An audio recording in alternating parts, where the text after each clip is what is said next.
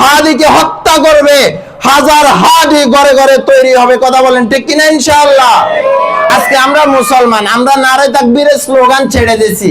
একটা গ্রুপ আছে, যদি নারে তাকবীরের স্লোগান দেওয়া হয় তাহলে বলা হয় এরা জঙ্গিবাদী। কথা বলেন ঠিক কিনা?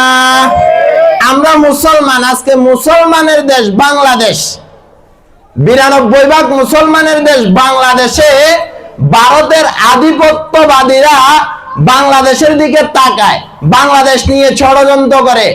একটা মুসলমান বেঁচে থাকতে, একটা মুসলমানের শরীরে এক ফোঁটা রক্ত থাকতে ভারতের কোন সন্ত্রাসী, ভারতের কোন হায়নাদাররা বাংলাদেশের মাটির দিকে তাকাতে পারবে না। কথা বলেন ঠিক কিনা ইনশাআল্লাহ?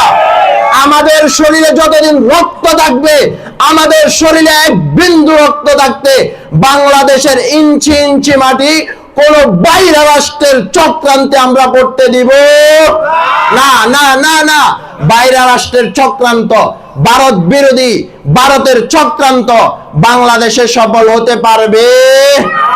এক হাদিকে হত্যা করবে, হাজার হাদি ঘরে ঘরে তৈরি হবে। কথা বলেন ঠিক কিনা ইনশাআল্লাহ?